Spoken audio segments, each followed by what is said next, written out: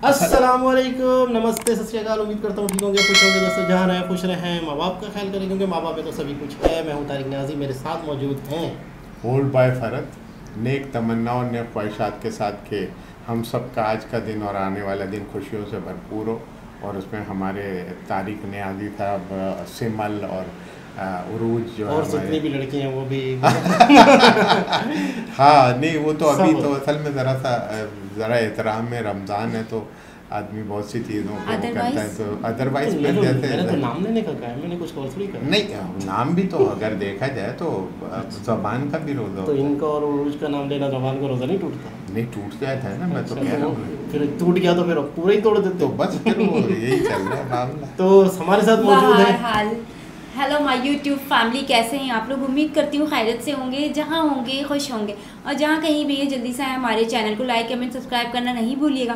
Bell के icon को ज़रूर प्रेस कीजिएगा ताकि न्यू आने वाली वीडियोस आप तक पहुँचती रहे। और बहुत बहुत धन्यवाद, आप लोग इतने कमेंट्स कर रहे हैं, इतना पसंद कर रहे हैं, और ओल्ड बॉय के लिए भी इतने सारे कमेंट्स आ रहे हैं। नहीं, ये सिमल जो है, वैसे जो है सिमल का जो है बहुत ज़्यादा चैनल के ऊपर चाहने वाले हैं, और उन्होंने बड़ा इनको महसूस किया। वो है वही तफरीह में मैसेजेस आ जाते हैं, कुछ भी है तफरीह में, लेकिन तफरीह में कुछ भी है। लेकिन अगर कोई भी शख्स 2 से 3 मिनट निकालता है, नाम लेता है, कमेंट करता है, तो ये भी बड़ी आप अगर 2-3 मिनट आप टाइप कर रहे हो, मैसेज लिख रहे हो, उसके लिए भी बहुत बहुत धन्यवाद। मतलब वो अहमियत दे। बिल्कुल बिल्कुल।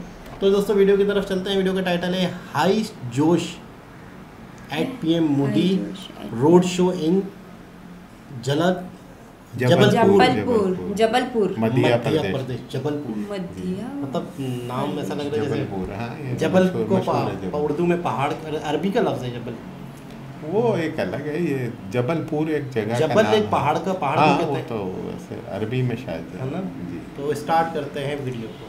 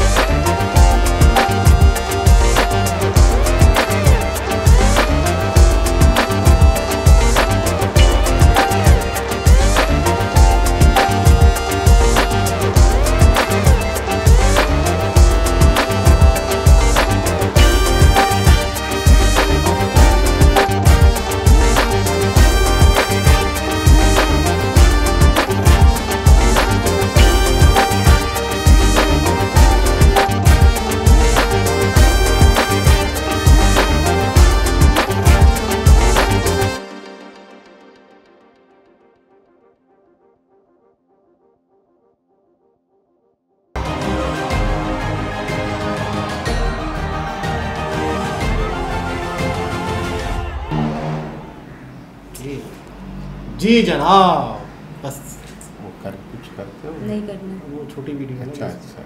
तो ये है लोगों का प्यार और मोहब्बत। मध्य प्रदेश मध्य प्रदेश में पहुँचे।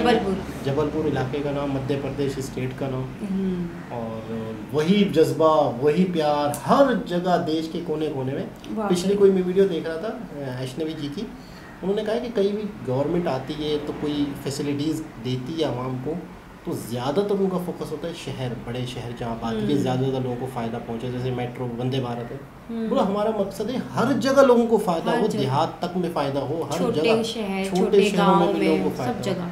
तो आप देखें ना, ये बिल्कुल मेरे ख्याल में कोई एक बहुत बड़ा सिटी नहीं, मीडियम टाइप का कोई सिटी लग रहा था, लेकिन वहाँ पर भी लोगों का वही जज्बा, वहाँ पर भी लोगों की वही मोहब्बत। फिर वही वाली बात निकलती है कि वाकई मोदी जी आप लोगों के लिए ऐसा लगता है कि एक तोहफा है, गिफ्ट है, और यूँ समझ लो कि अच्छा दुनिया ने देख लिया कि यार इन्होंने डिलीवर कर दिया। 10 साल अपने आप को मनवाने के लिए काफ़ी होते हैं। जिसने 10 साल में कुछ नहीं किया, समझो उसने कुछ नहीं करना। तो इन्होंने 10 साल में पूरे इंडिया को, लोगों को एक आइडिया दे दिया, एक बता दिया कि हम क्या कर सकते हैं, हम क्या कर रहे हैं। दूसरी चीज़ ये है कि 400 सीटों वाला जो है, ये अक्सर कमेंट में भी आ रहा है, और जैसे 400 सीटें के तो ये है कि मुझे ऐसा लग रहा है कि शायद इस मरतबा 400 का जो फिगर है ये पूरा कंफर्म कर दिया। हाँ, यानी कंफर्म कि ये करना है, टारगेट है ये मतलब इतनी सीटें ले लेंगे इस दफ़ा, ले लेंगे, जो कि शायद मेरे ख्याल में इतिहास होगा। तो डिटेल आप कमेंट्स के ज़रिए से हमें ज़रूर बताएंगे कि 400 सीटों का है और किस तरीके से मतलब 400 सीटें पॉसिबल हैं, और क्या उम्मीदें हैं, मतलब है कि 400 सीटें मिलेंगी, और ये शायद रिकॉर्ड होगा इंडिया में कि इतनी बड़ी संख्या में, इतनी बड़ी तादाद में सीटें लेने वाली कोई पार्टी बने। अच्छा, एक चीज़ थोड़ा सा मैं आपसे भी पूछना चाहूँगा कि क्या एक ऐसी गवर्नमेंट जो बनती है, जो टोटली पूरे हिंदुस्तान में या पूरे कंट्री में सीटें लेके आए, वो ज़्यादा फ़ायदेमंद होती है, या जो जोड़ तोड़ के बनती है?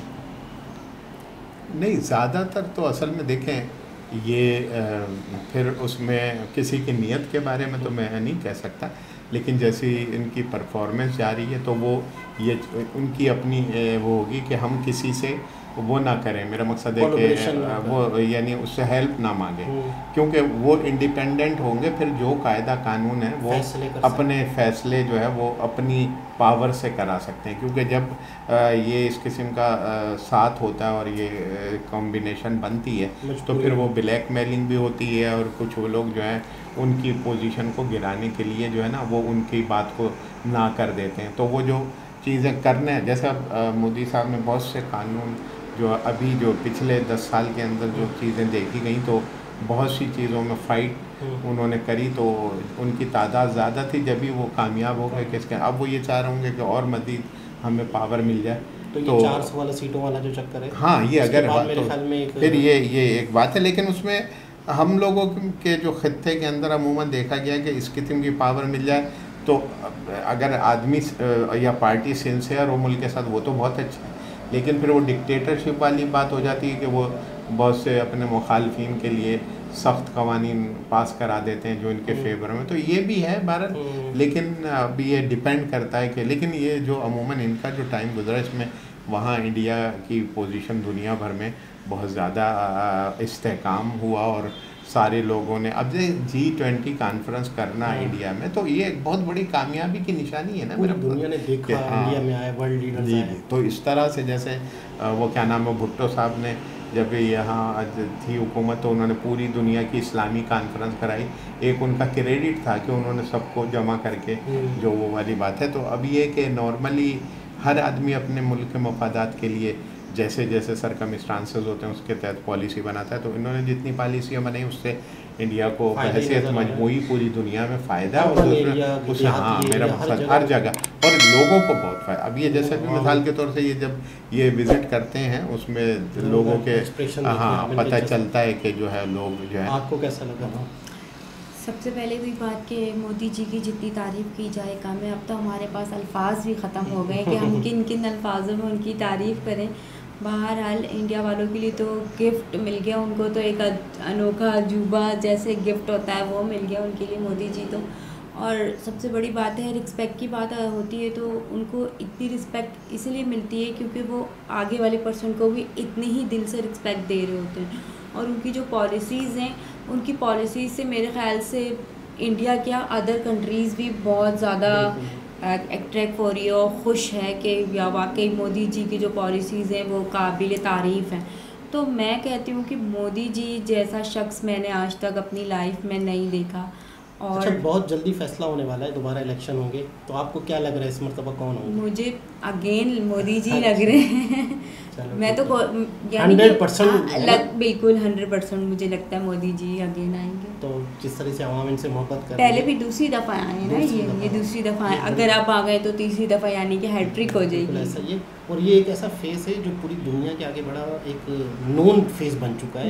यानी कि अक्सर वो कहते हैं ना कि हम पाकिस्तान में जाके किससे बात करें, एक इलेक्टेड हुकूमत हो, लॉन्ग टर्म चले, जैसे इमरान खान है या नवाज शरीफ है, तो लोग आके इन्वेस्टमेंट करें, एक फेस हो।